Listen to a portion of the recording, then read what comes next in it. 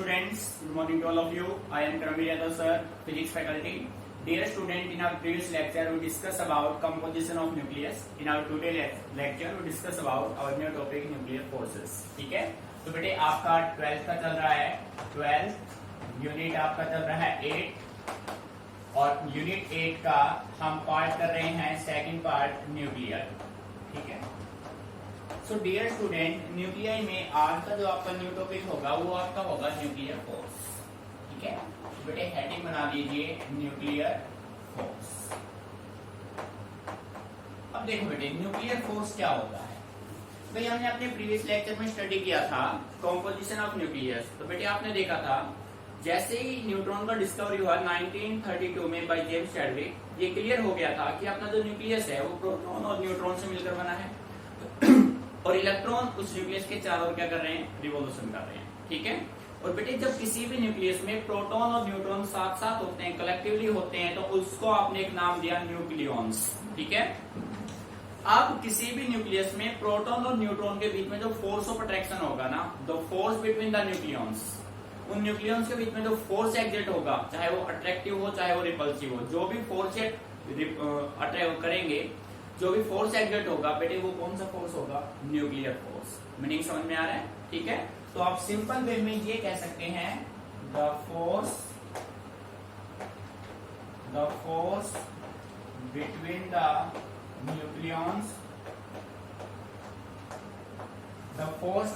Nucleons, बेटे nucleons क्या होते हैं, proton and neutron inside a nucleus.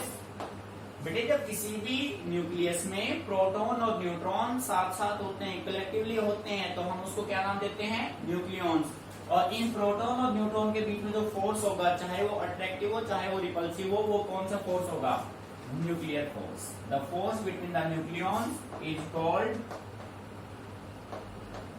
Called nuclear force. बेटे आ रहा है मीनिंग समझ में. ठीक है भाई, तो बेटे स्टेटमेंट में आप सिंपल वे में कहेंगे the force between the nucleons is called nuclear force. Meaning अच्छे समझ में आ गया. ठीक है, अच्छा अब बात करते हैं बेटे प्रॉपर्टीज की. ये ध्यान रखना है न्यूक्लियॉन्स. न्यूक्लियॉन मीन्स जब किसी भी न्यूक्लियस में प्रोटॉन और न्यूट्रॉन कलेक्टिवली होंगे तो उसको आप नाम देंगे न्यूक्लियॉन्स. और इन न्यूक्लियॉन्स के बीच में जो फोर्स होगा वो फोर्स होगा न्यूक्लियर फोर्स. बेटे अब हम बात करते हैं properties of nuclear force. Properties, ठीक है. So dear student, first point आप ये कह सकते हैं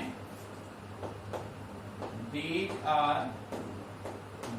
are short range force operate at distance 10⁻⁻15 metre.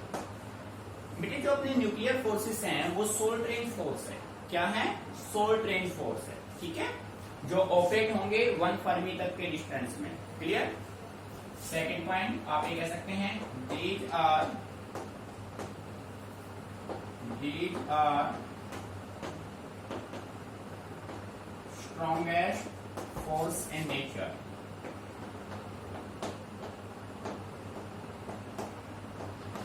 बेटे आपने है ना जैसे ही 11th के फिजिक्स में एंट्री किया था, बेसिक में आपने स्टडी किया था टाइप ऑफ फोर्सेस. तो नेचर में अपने पास 4 टाइप के फोर्स एग्जिस्ट करते हैं.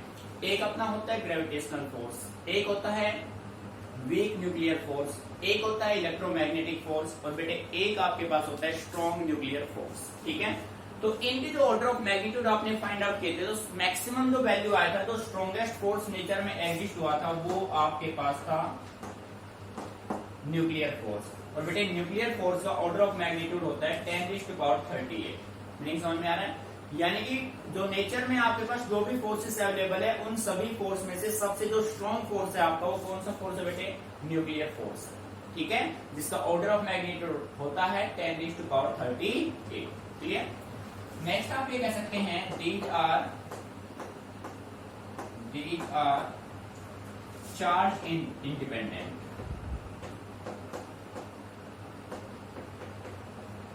बेटे ये जो चार्ज है ना, ये जो फोर्स हैं वो चार्ज पे डिपेंड नहीं करते हैं. चार्ज चाहे पॉजिटिव हो, नेगेटिव हो, न्यूट्रल हो, उससे कोई इफेक्ट नहीं होगा. जैसे अपना कोई चार्ज ही नहीं है, तो उससे कोई इफेक्ट इस फोर्स पे नहीं होना है। ठीक है, फोर दीज आर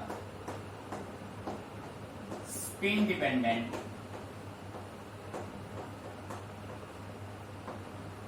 बेटे स्पिन डिपेंडेंट देखो भाई, एक तो होता है रिवोल्यूशन, एक होता है स्पिन करना। जैसे आप केमिस्ट्री में ऑर्बिट में पढ़ते हैं, केमिस्ट्री में आपने एटॉमिक स्ट्रक्चर में स्टडी किया होगा स्पिन, +1 में आपने स्टडी किया होगा स्पिन क्या होता है।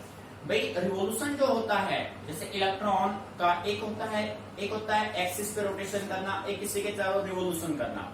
तो उस कंडीशन में जो स्पिन होगा ना, किसी भी न्यूक्लियस में इलेक्ट्रॉन जो रिवोल्यूशन करता है वो जो होता है वो स्पिन का क्या होता है, डिपेंडेंट होते हैं फोर्स। ठीक है, point number 5, these are non central force, non central force. ठीक है बेटे, जो फोर्स सेंटर की तरफ एक्ट होंगे वो होंगे सेंट्रल, और जो फोर्स सेंटर से अवे एक्ट होंगे वो आपके होंगे नॉन सेंट्रल। सो न्यूक्लियर फोर्सेस जो हैं वो आपके कैसे फोर्सेस हैं, नॉन सेंट्रल फोर्स। बेटे आ रहा है मीनिंग समझ में? The force between the nucleons means proton and neutron is called nuclear force. Properties की हम बात करें, ये वही शॉर्ट रेंज फोर्स हैं, स्ट्रॉन्गेस्ट फोर्स हैं, चार्ज के इंडिपेंडेंट हैं, स्पिन के डिपेंडेंट हैं और नॉन सेंट्रल फोर्स है। ये बेसिक पॉइंट आपको माइंड में रखने बेटे, 2 मार्क्स क्वेश्चन यहाँ से डेफिनेटली आता है। ठीक है, अच्छे से ऑब्जर्व कर लीजिए, कोई भी पॉइंट समझ में नहीं आ रहा है तो आप डिस्कस कीजिए। ठीक है,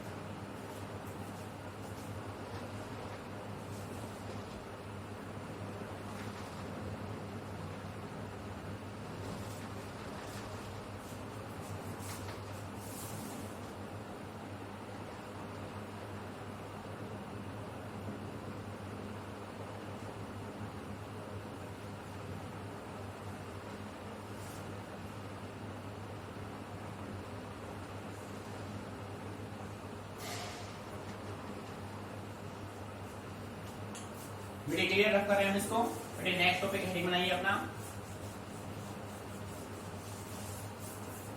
बेटे नेक्स्ट टॉपिक है आपका मास इफेक्ट। ठीक है, हेडिंग बना लीजिए, अच्छा टॉपिक है मास effect.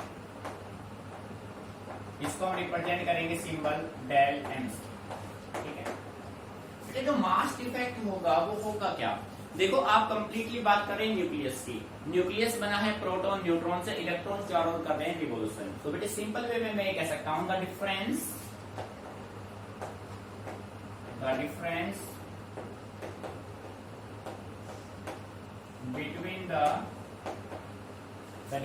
Between the sum of masses of constituents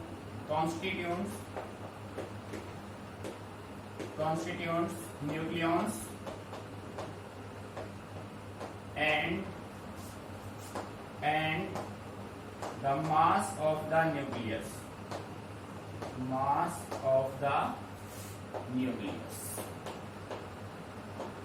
is called mass defect। देखो बेटे ध्यान से, भाई मास डिफेक्ट को हम कैसे डिफाइन कर सकते हैं? The difference between the sum of masses of constitute nucleons and the mass of the nucleus. बेटे जो आपके पास कंस्टिट्यूट न्यूक्लियॉन्स है, nucleon means proton and neutron, उनका मासेस का सम और उसमें से किसके मास को सब्ट्रैक्ट कर दो आप, मास ऑफ न्यूक्लियस को, तो आपके पास क्या मिलेगा? मास डिफेक्ट मिलेगा। बेटे सिंपल वे में समझिए, अगर आप प्रोटॉन और न्यूट्रॉन के मासेस के सम में से आप न्यूक्लियस के मास को सब्ट्रैक्ट कर देते हैं तो आपको क्या मिलेगा? Mass defect. तो यहां से हमारे पास एक मैथमेटिकल रिलेशन हमने बनाया, del M is equal to, बेटे ध्यान से समझना, डेल एम जो होगा आपका वो किसके बराबर होगा? Z M P plus A minus Z M N, बेटे ध्यान से ऑब्जर्व करना, ठीक है, माइनस एम जेड एक्स ए। ठीक है, ये कंडीशन होगा हमारे पास। बेटे ध्यान दीजिए, Z M P mass of proton, mass of neutron, तो ये आपके पास किसका मास हो गया? Sum of masses of constituent nucleons and this is the mass of nucleus. बेटे बात समझ में आ रही है ना? This is mass of proton mass of proton, mass of neutron and mass of nucleus. Mass of nucleus. बेटे ये मैथमेटिकल रिलेशन आपको माइंड में रखना है। तो डेफिनेशन में हमने ये कहा है द डिफरेंस बिटवीन द, तो डिफरेंस आ गया ना, the difference between the sum of masses of constituent nucleons, nucleons के मास का सम हो गया, डिफरेंस इसका मास ऑफ न्यूक्लियस। बेटे क्लियर, अच्छे से समझना। इसी के बेस पे अपना नेक्स्ट टॉपिक हम न्यूक्लियर बाइंडिंग एनर्जी सोल्व करेंगे। कंसेप्ट इंपॉर्टेंट है, ठीक है। ये रिलेशन आपको माइंड में रखना है, ZMP plus A minus ZMN minus MZXA। This is the nuclide, the nucleus of a particular atom is said to be nuclide, जैसा हमने कल डिस्कस किया था, ये हो गया, ठीक है भाई। तो ये अपने पास कंप्लीट बनेगा mass defect, del M represent mass defect. बेटे नोट कीजिए, इंपोर्टेंट टॉपिक है, ठीक है।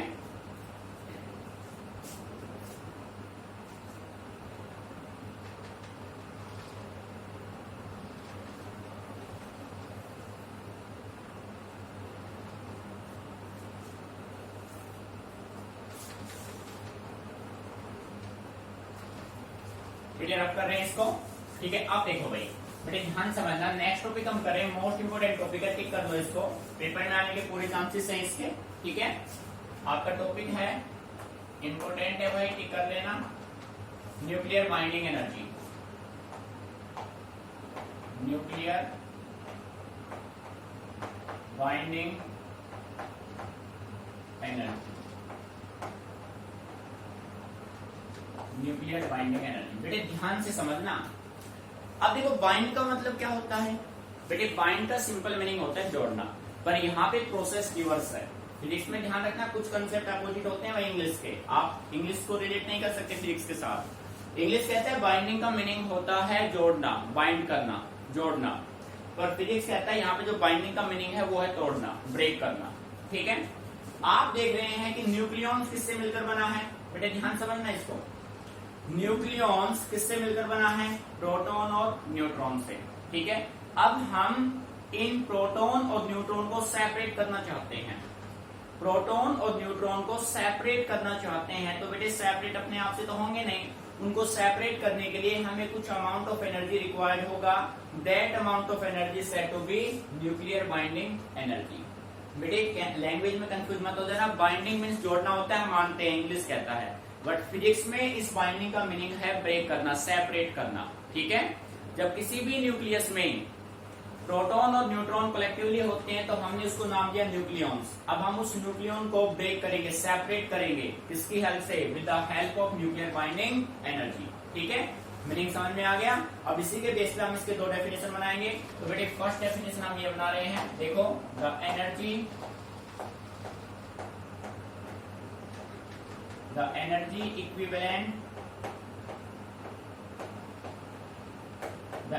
equivalent to mass defect is called nuclear binding energy, ठीक है भाई। बेटे शॉर्टकट में आप इसको ऐसे लिख सकते हो, बाइंडिंग एनर्जी BE, ठीक है। मीनिंग आ रहा है समझ में, जो एनर्जी किसके इक्विवेलेंट होगा, मास डिफेक्ट के, ठीक है। तो बेटे सिंपल वे में आप ये कह सकते हैं E कौन सा ही, binding energy, binding energy equal to del M into C square, ये रिजल्ट होगा। Binding energy equal to del M आपका क्या है, मास डिफेक्ट, C आपके पास क्या, speed of light, del M into C square. Meaning समझ में आया। अब देखो सेकंड डेफिनेशन इसकी हम क्या बनाएंगे, बेटे ध्यान सुनना, सेकंड डेफिनेशन इसका होगा, और द अमाउंट ऑफ एनर्जी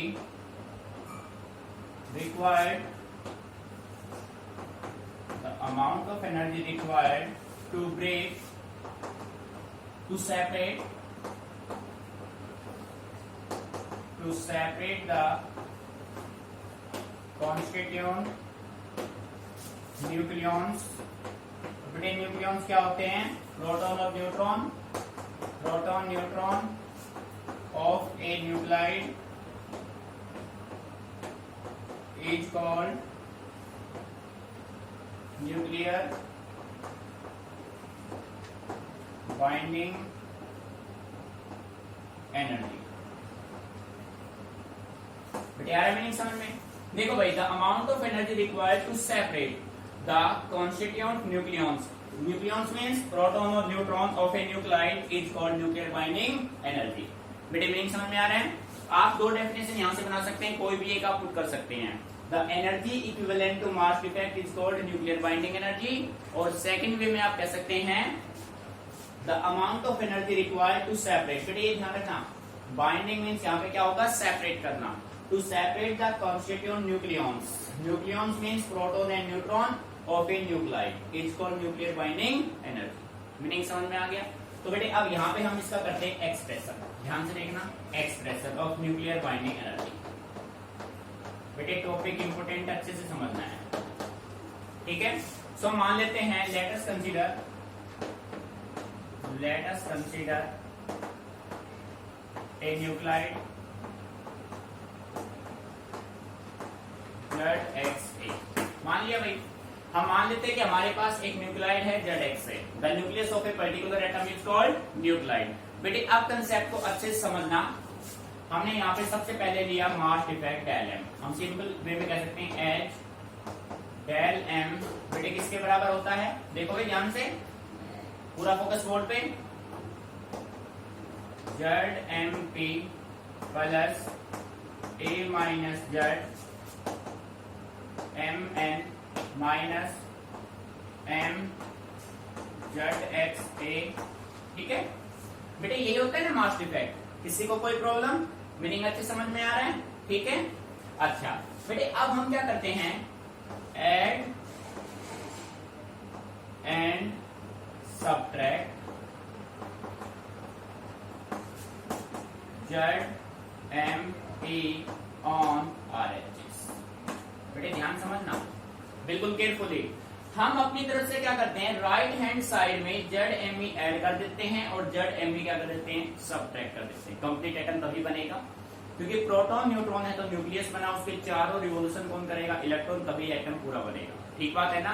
तो हमने मास ऑफ इलेक्ट्रॉन को ऐड और क्या किया, सब्ट्रैक्ट, इक्वेशन इसमें राइट साइड में। देखो बेटे ध्यान से समझना, del M is equal Z M P. बेटे यहां मैं ऐड कर देता हूं प्लस जेड एम ई, ठीक है, plus A minus Z M N. बेटे यहां मैंने माइनस कर, यहां मैंने ऐड कर दिया, ठीक बात है ना? यहां मैंने इसको कर दिया ऐड, ठीक है? अब मैं इसको करता हूं सब्ट्रैक्ट, यहां साइन है माइनस एम जेड एक्स ए। अब यहां पे साइन क्या लगेगा, प्लस, क्योंकि माइनस माइनस क्या हो जाएगा बेटे, प्लस, ठीक है? तो यहां पे हो जाएगा आपका जेड एम पी। बेटे मीनिंग समझ में आ रहा है? भाई मैंने यहाँ पे भी, आप अब कोई बच्चा ये कहे कि सर आपने यहाँ भी प्लस कर दिया, यहाँ भी प्लस। बेटे यहाँ मैंने प्लस नहीं किया है, यहाँ मैंने माइनस ही किया है, क्योंकि ये प्लस क्यों आया, ये माइनस माइनस क्या हो गया, प्लस। अगर आप इसको ब्रैकेट से बाहर लेके आओगे तो भी क्या बन जाएगा, माइनस। मीनिंग आ रहा है समझ में? ठीक है, अब देखो del M is equal to, बेटे यहां से आप देखो दोनों में से जेड कॉमन आ रहा है, दोनों में से जेड कॉमन, अपने पास बचा MP प्लस ME, ठीक है, plus A minus Z MN minus. बेटे ये जो है ना, ये कंप्लीट आपका होगा total mass of the nucleus, total mass of the atom, capital M के। ये ध्यान देना, ये कंप्लीट किसके बराबर होगा बेटे, this is the nuclide. Nuclide means nucleus, nucleus के चारों रिवोल्यूशन कौन करेगा, इलेक्ट्रॉन। तो एटम बन गया, तो टोटल मास कितना हो गया, कैपिटल M। इस कंप्लीट की वैल्यू क्या हो गई, टोटल कैपिटल M, ठीक है? अब देखो बेटे, प्रोटॉन इलेक्ट्रॉन के मिलने से क्या बनेगा, हाइड्रोजन एटम। तो आप ये कह सकते हैं del M is equal to, इसको आप राइट करेंगे Z M hydrogen atom plus A minus Z M N minus में आएगा कैपिटल है। मीनिंग यहां तक समझ में आ रहा है? पर आपको फाइंड आउट क्या करना है, ये तो मास डिफेक्ट है, आपको तो निकालना है क्या, बाइंडिंग एनर्जी, ठीक है? सो आप कह सकते हैं now nuclear binding energy BE is equal to del M into में बेटे क्या होगा सी स्क्वायर। ठीक है, सो डेल एम की वैल्यू रखो। सो आप कह सकते हैं binding energy is equal to बेटे ये देखो Z M H plus A minus Z M N. ठीक है, माइनस कैपिटल एम ब्रैकेट लगा दो भाई डबल और इनटू में क्या कर दो बेटे सी स्क्वायर। ये आपका होगा फाइनल रिजल्ट। बेटे मैथमेटिकल कंप्लीटली ध्यान रखना, इसी के बेस पे हम न्यूमेरिकल भी सोल्व करेंगे। न्यूमेरिकल बिल्कुल सिंपल होगा, बस ये रिलेशन आपको याद होना चाहिए। ठीक है, binding energy Z M H hydrogen atom के लिए हो गया भाई, plus A minus Z M N minus M total mass of atom into में क्या होगा सी स्क्वायर। तो बेटे अच्छे से इसको एक बार नोट कर लीजिए, बिल्कुल समझ के मेन कंडीशन यहाँ पे ध्यान रखना है। ठीक है, कोई भी प्रॉब्लम आए तो आप डिस्कस करो। टॉपिक इंपोर्टेंट है, न्यूमेरिकल करेंगे फिर हम इसको।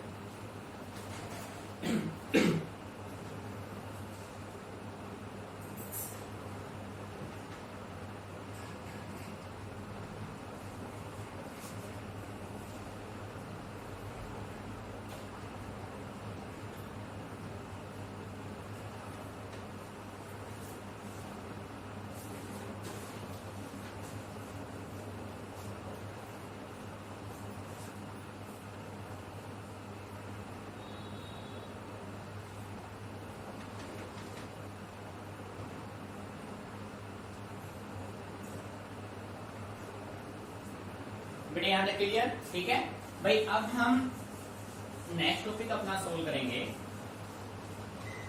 नेक्स्ट टॉपिक बेटे आपका होगा एवरेज न्यूक्लियर बाइंडिंग एनर्जी। ध्यान से देखना, हेडिंग बना लो। अभी न्यूक्लियर बाइंडिंग एनर्जी ही चल रहा है अपना। नेक्स्ट टॉपिक है अपना एवरेज न्यूक्लियर बाइंडिंग एनर्जी। बेटे इसका जो सिंबल होगा ना, देखो ये किसका सिंबल है भाई, बाइंडिंग एनर्जी का। इस पे ये सिंबल लगाते ही ये क्या बन गया, बार लगाते ही ये सिंबल बन गया एवरेज न्यूक्लियर बाइंडिंग एनर्जी का। ठीक है, तो देखो आप ये कह सकते हैं it is equal to the nuclear binding energy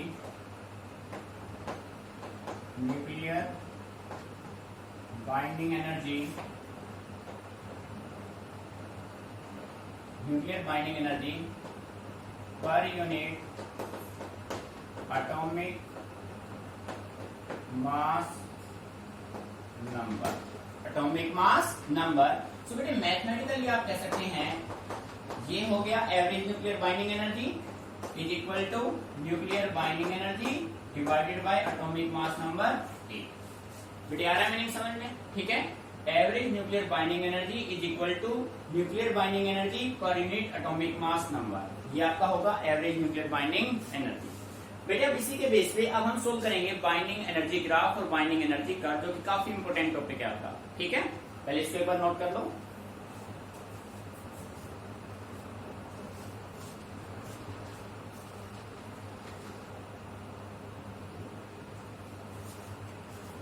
so students, बेटे अपना नेक्स्ट टॉपिक है बाइंडिंग एनर्जी कर्व, काफी इंपोर्टेंट है, अच्छे से समझना है। इसी के बेस पे हम नेक्स्ट टॉपिक अपना सोल्व करेंगे। ठीक है, बिल्कुल केयरफुल स्टडी करना है। देखिए बेटे, बाइंडिंग एनर्जी कर्व आपका होता क्या है, जब आप एवरेज न्यूक्लियर बाइंडिंग एनर्जी और एटॉमिक मास नंबर ए के बीच में ग्राफ ड्रॉ करेंगे तो बेटे वो किसका ग्राफ बनेगा, that graph is said to be binding energy graph और बाइंडिंग एनर्जी कर्व। ठीक है, the graph between the average nuclear binding energy, symbol इसका ये होगा, and atomic mass number A is called binding energy curve. तो बेटे ध्यान से समझना, ये ग्राफ आपको अच्छे से ड्रॉ करना है, हर एक पॉइंट वैल्यूएबल है। ठीक है, ये नहीं कि हमने ऐसी कोई लाइन ड्रॉ कर दी सीधा बना दिया। बेटे ये ग्राफ कंप्लीटली आप मेजरमेंट से बनाएंगे और जितना हो सके इसको ग्राफ पेपर पे आप ड्रॉ करना। बात समझ आ रही है। ठीक है, अच्छे से इसको, ये जो डाटा हमने पुट किए ना सभी की वैल्यू है। अब हम इन डाटा के बारे में आपसे बात करते हैं। तो डियर स्टूडेंट ये हो गया आपका ओरिजिन। बेटे ध्यान से समझना, मेन जो है वो आपका यही है, ग्राफ। जो एग्जामिनर है वो इस टॉपिक में आपके ग्राफ को ही ऑब्जर्व करता है, क्योंकि क्वेश्चन ही उसका ग्राफ का है। ठीक है, अगर आपका ग्राफ सही होगा तो ही आपके ऑब्जर्वेशन सही मिलेंगे, एनीवे ऑब्जर्वेशन होंगे रॉन्ग। ठीक है, देखो ये हो गया ओरिजिन। बेटे इस साइड है एवरेज न्यूक्लियर बाइंडिंग एनर्जी, जो कि मेगा इलेक्ट्रॉन वोल्ट में है। ठीक है, इस साइड आपका है एटॉमिक मास नंबर। बात समझ आ रही है? तो बेटे ये देखो, यहां से हमने चलना शुरू किया, हाइड्रोजन हाइड्रोजन, यानी कि हाइड्रोजन के 3 आइसोटोप्स हैं, 1s2 1s3 काउंट हमने कर रखा है। बेटे यहाँ पे आ गया, फिर अपने पास ये आ गया हीलियम। क्या आ गया? Helium.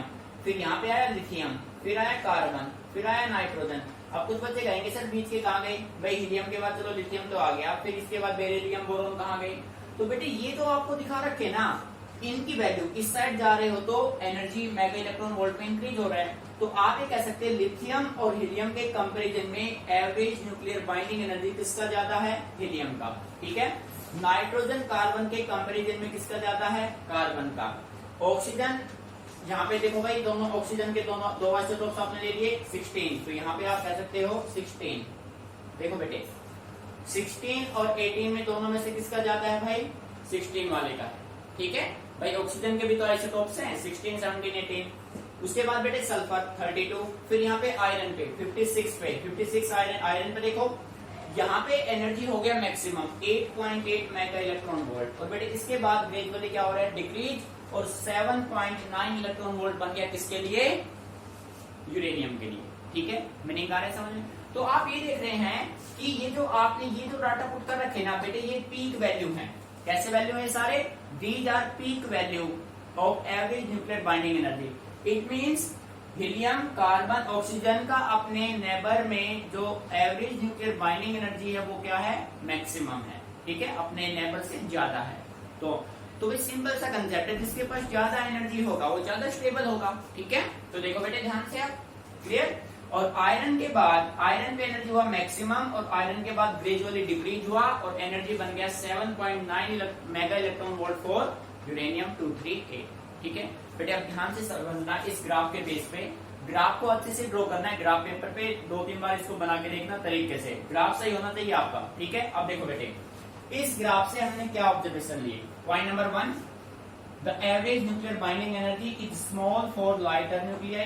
It means they are less stable. देखो बेटे,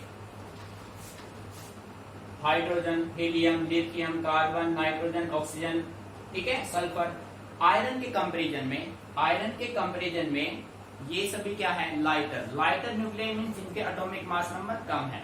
आयरन के रेस्पेक्ट में इन सभी का nuclear binding energy, average nuclear binding energy कम है। तो बेटे जिसका एनर्जी कम होगा वो लेस स्टेबल होगा यहाँ पे। ठीक है, बात को समझना है।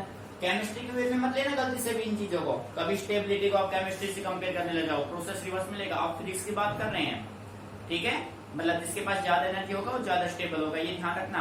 हम न्यूक्लियर की बात कर रहे हैं, न्यूक्लियर में आप केमिस्ट्री से रिलेट मत करना, कभी रीजन में अपने आप में कंफ्यूज हो जाओ आप। ठीक है, देखो the average nuclear binding energy is small for lighter nuclei, it means they are less stable. तो बेटे जिसका एनर्जी कम होगा, कौन सा एनर्जी?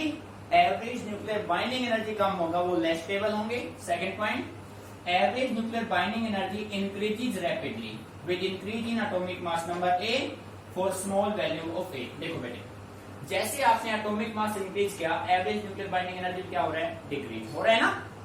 और ये कहां तक डिक्रीज होगा?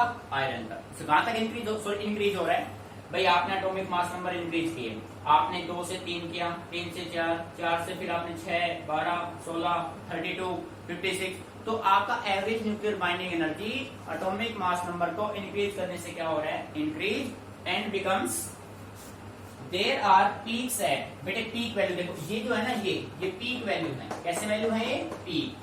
ठीक है, there are peaks at helium 4, carbon 12, oxygen 16.